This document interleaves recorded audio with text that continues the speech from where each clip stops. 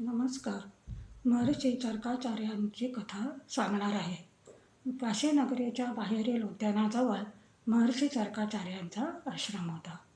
त्यांच्या उद्यानामध्ये केवळ सुगंधी फुलांची झाडं नव्हती, तर अनेक दुर्मिळ वनस्पतींची झाडे होती. त्यांचा असा सिद्धांत होता की असंही एक अक्षर नाही की ज्यामध्ये मंत्रशक्ती नाही, आणि अशी एकही वनस्पती नाही की ज्यामध्ये औषधी गुणधर्म नाही. याचसाठी चरकाचार्य वर्षाकाळ संपला की औषधी वनस्पतींच्या शोधार्थ निघत असत. ते आपल्या शिष्यांनाही त्यासाठी उत्तेजन देत असत. एखाद्या शिष्याने जर एखादी नवीन वनस्पती शोधून काढली आणि त्याचे गुणधर्म पडताळून पाहिले असतील, तर तो प्रयोग ते इतर मुलांच्या समोर करून दाखवायला सांगत असत. कारण त्यांचं असं म्हणणं असे की संशोधनाचे प्रयोगांची देवाणघेवाण झाली पाहिजे. आदानप्रदान करणे हे ज्ञानासाठी आवश्यक आहे. ते म्हणत, चरकसंहिता ही केवळ माझ्यापुरते सीमित नाही, तर तुमच्यासारख्या अनेक संशोधकांचं त्यामध्ये योगदान आहे. त्यामुळे चरकसंहिता हे आपल्या आयुर्वेदशास्त्र सिद्ध करणाऱ्या ध्येयवेड्या संशोधकांची आहे. म्हणून ती केवळ माझी म्हणून ती प्रसिद्धीस पावू नये असं माझी इच्छा आहे. एके दिवशी हे महर्षी चरकाचार्य आपल्या शिष्यांना म्हणतात की हे वैद्यकशास्त्र हे समाज मनामध्ये आणि जे वैद्यकीय व्यवसाय करतात त्यांच्या ठिकाणी कितपत रुजलं आहे, त्याचा कितपत उपयोग होत आहे समाजामध्ये, हे बघण्यासाठी मी परिभ्रमणाला बाहेर पडणार आहे. त्यामुळे ते त्यांचा शिष्य दृढमूल आणि सुपर्ण यावर आश्रमाची जबाबदारी सोपवतात आणि ते नगराबाहेर पडतात. जसजसा ते आपल्या आश्रमातून बाहेर पडतात, जसजसं नगर जवळ येत जातं तसतसं अनेक लोक त्यांना भेटू लागतात. काही लोकांबरोबर त्यांची काही प्रश्नोत्तरं होतात. काही लोक त्यांना केवळ नमस्कार करून पुढे जातात. मग चरकाचार्यांच्या असं मनात येतं की असे सगळ्यांचं आपण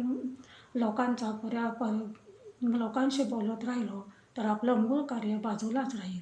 म्हणून ते एका झाडीमध्ये जातात आणि आपल्या कमंडलूतील पाणी आपल्या अंगावर शिंपडून घेऊन पोपटाचं रूप घेतात आणि माणसाची वाणी असे रूप करून ते बाहेर येतात आणि एका नगराच्या चौकामध्ये येतात आणि तिथल्या आंब्याच्या झाडावरच्या एका फांदीवरती बसतात आणि येणाऱ्या जाणाऱ्याला ते एक प्रश्न विचारतात की माणूस कायम निरोगी कसा राहील. लोक आधी आजूबाजूला बघतात, कोणाचा आवाज येतोय, कुठून येतोय हे आधी लोकांच्या लक्षात येत नाही. मग जेव्हा त्यांना कळतं की वर फांदीवरचा पोपट बोलत आहे, त्यामुळे आश्चर्यचकित होऊन लोक तिथे जमा होऊ लागतात.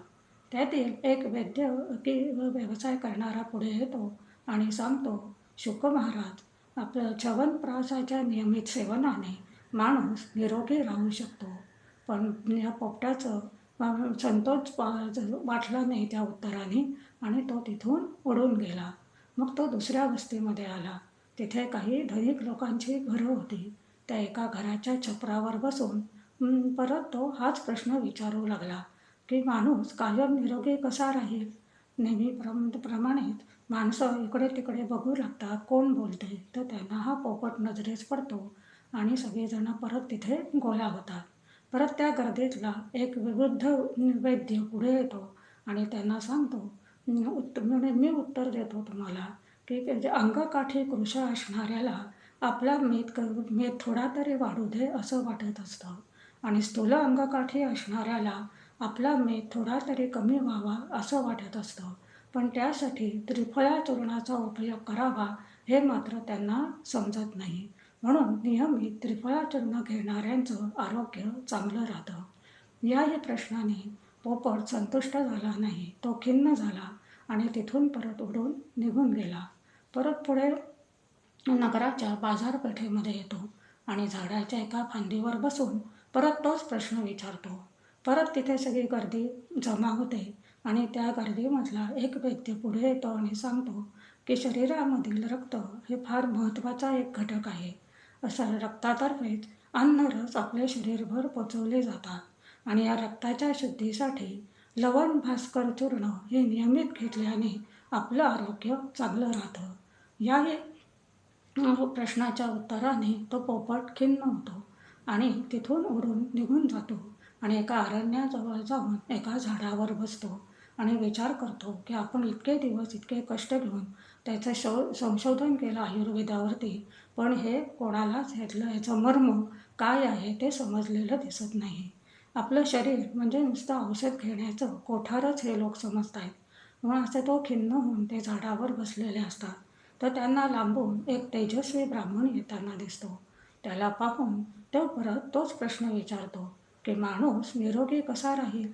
तो ब्राह्मण वर शुकाकडे बघतो आणि म्हणतो, शुक महाराज, तुम्ही कोणीतरी एक महात्मा दिसत आहात आणि तुमचा प्रश्नही मोठा मार्मिक आहे. ते असं माझ्या मते हित मित आणि ऋत अन्न सेवन करणाराच कायम निरोगी राहू शकतो. हित म्हणजे आपल्या शरीराला हितकारक असेल तेच खावे, मित म्हणजे मोजकेच खावे आणि ऋत म्हणजे सत्य मार्गाने मिळवलेलेच अन्न सेवन करावे. यामुळे माणूस कायम निरोगी राहू शकतो. या उत्तराने शुक झालेला पोपट तो आनंदी होतो आणि आपल्या मूळ रूपामध्ये येऊन त्या ब्राह्मणाच्या पुढे येऊन उभा राहतो आणि तो म्हणतो, तुमचं नाव काय आहे. तर ते ब्राह्मण म्हणतो, मी वाग्भट्ट आणि मी तुमच्याच शोधार्थ ज्ञानप्राप्तीकरता निघालो होतो. मग ते चरकाचार्य त्याला आशीर्वाद देतात की हितभूक मितभूक आणि ऋतभूक याचं सविस्तर वर्णन करणारी ग्रंथरचना तुझ्या हातून निर्माण होईल. तरी श्रोत्यांनी हित मित ऋत ही त्रिश्रुती आहाराची कायम लक्षात ठेवून त्याप्रमाणे आहार सेवन करून आपलं आरोग्य चांगले राखावे. धन्यवाद.